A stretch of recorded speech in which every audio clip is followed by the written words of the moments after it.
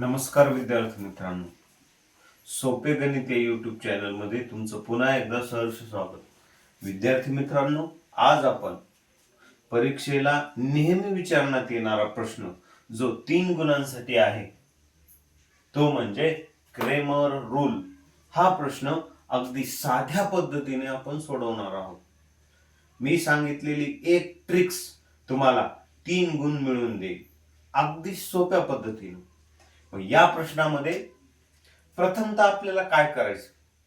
प्रथमतः या प्रश्नामध्ये दिलेले सामान्य समीकरण, तुम्हाला जे एक सामायिक समीकरणे दिलेली आहेत ती सामान्य समीकरण या रूपात मांडून घ्यायची. a1x अधिक b1y बरोबर c1 आणि a2x अधिक b2y बरोबर c2 या रूपात मांडून घ्यायचे. जर या रूपात असतील तर काही प्रॉब्लेम नाही. जसं की दिलेला हा प्रश्न 5x अधिक 3y बरोबर ऋण 11 आणि 2x अधिक 4y बरोबर ऋण 10 हा प्रश्न या स्वरूपात आहे, म्हणून आपल्याला मांडण्याची गरज नाही. जर नसेल तर मांडून घ्यायचा. त्यानंतर आपल्याला अधिक सोप्या पद्धतीनं मी तुम्हाला एक छोटीशी क्ल्यू देणार आहे. अत्यंत सोप्या पद्धतीने आपल्याला dx आणि dy च्या किमती काढायच्या. मग dx मी या ठिकाणी त्या ढगामध्ये जे देईल ते तुम्ही लक्षात ठेवायचं. काय लक्षात ठेवायचं? dx आणि dy. d म्हणजे 12, dx म्हणजे 32 आणि dy म्हणजे 13. म्हणजे ढगात काय 12, 32, 13. ढगात काय 12, 32, 13 म्हणजेच क्रेमर रूल. मग तो कसा? लक्ष द्या. या ठिकाणी आपल्याला किंमत कशाची काढायची? डी ची. मग डी म्हणलं की काय सोपं. हे बघा, हे 1, हे 2 आणि हा 3. मग आता डी म्हणलं की माझ्या डोक्यात काय 12. 12 म्हणजे पहिला स्तंभ, दुसरा स्तंभ. 3 म्हणजे तिसरा स्तंभ. मग 12 म्हणजे काय पहिला आणि दुसरा स्तंभ. निश्चयकाची किंमत.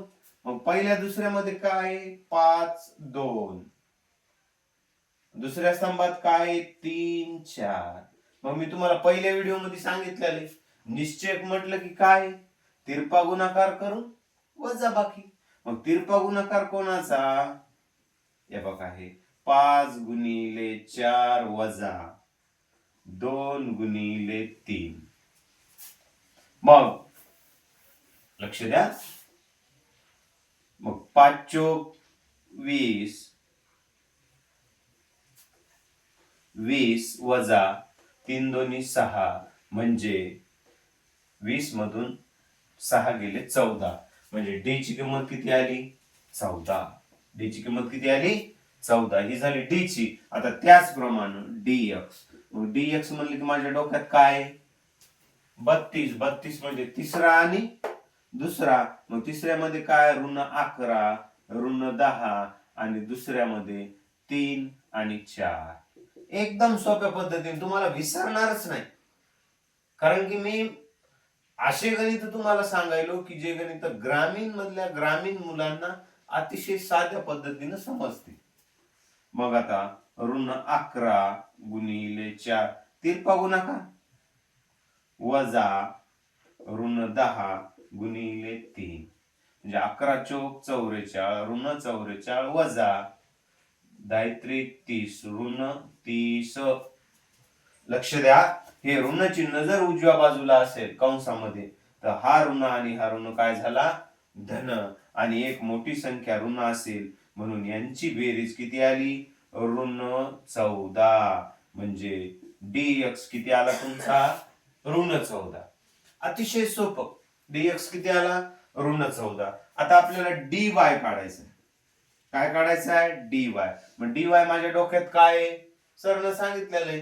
dy म्हणलं की 13. मग 13 म्हणजे पहिला स्तंभ आणि तिसरा स्तंभ.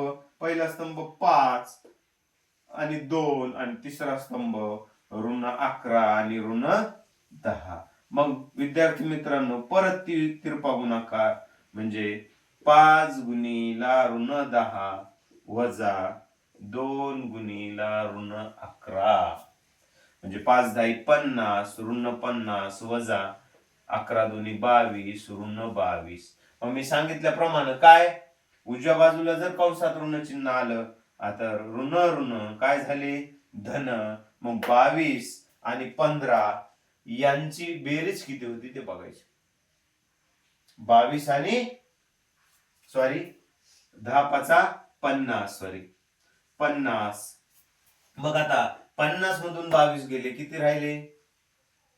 मग 50 मधून 22 काढायचे या ठिकाणी. मग 50 मधून 22 गेल्यानंतर शून्यातून 2 गेले किती उरले 8 आणि परत म्हणजे या ठिकाणी 28. मग कोणते 28 ऋणचे 28. 50 मधून जर 22 गेले तर 28 राहतात. म्हणजे या ठिकाणी आपलं डीवाय किती आले ऋण 28. मग आता आपल्याला माहित आहे काय माहित आहे आपली किंमत निघाली निश्चय कोणकोणते निघाले डी निघाला डीएक्स निघाला डीवाय निघाला. मग या ठिकाणी मांडून घ्यायचा डी बरोबर किती धन 14 डीएक्स बरोबर किती ऋण 14 आणि डीवाय बरोबर किती ऋण 28. आपल्याला ही किंमत मिळाली. मग किंमत मिळाली म्हणजे आपल्याला आता किंमत कशाची काढायची हे समीकरण कोणत्या चलातील एक्स आणि वाय म्हणून आपल्याला एक्स ची किंमत काढायची. मग एक्स चं सूत्र काय dx भागिले डी म्हणजे dx ची किंमत ऋण 14 आणि डी ची किंमत किती 14 म्हणजे 14 एक 14 धन न ऋणाला भाग दिला म्हणजे ऋण म्हणजे एक्स ची किंमत किती मिळाली ऋण 1. तसंच y ची किंमत शोधू y बरोबर dy भागिले डी. मग dy किती आहे ऋण 28 आणि डी किती आहे 14. 14 दोन्ही 28 धन न ऋणाला भाग दिला तो पण किती आला ऋण 2. किती सोपं आहे. म्हणून आपला x, y is equal to ऋण 1, ऋण 2. बघा विद्यार्थी मित्रांनो क्रॅमर्स रूल किती सोपं गणित आहे आणि नेहमी ते परीक्षेला 3 गुणांसाठी विचारतात. त्यामुळे आपल्याला जर 3 गुण मिळवायचे असतील तर एकच ट्रिक लक्षात ठेवायची 12 32 13. मी ढगात जे लिहून दिलेलं होतं ते डोक्यात ठेवायचं तुमच्या. 12 म्हणलं की डी 32 म्हणलं की डीएक्स आणि 13 म्हटलं की डी वाय. म्हणून क्रॅमर्स रूल डोक्यात ठेवायचं 12 32 13. अतिशय सोप्या पद्धतीने तुम्हाला 3 गुणांचा प्रश्न असा सॉल्व्ह करून दिलेला आहे. त्यामुळे तुम्ही दुसरे पण क्रॅमर्स रूलचे गणित या पद्धतीनं सोडू शकता. तर विद्यार्थी मित्रांनो तुम्ही चॅनल सबस्क्राईब बी केलेला असेल तर दिलेली घंटी सोबत दिलेल्या घंटीला एकदा टच करा म्हणजे मी पुढील जे जे व्हिडिओ टाकील त्याचं नोटिफिकेशन तुम्हाला लगेच मिळणार. तर चला पुढील व्हिडिओमध्ये भेटूया एक शाब्दिक उदाहरण घेऊन. तोपर्यंत गणिताकडे लक्ष द्या आणि गणित लिहून घ्या. धन्यवाद.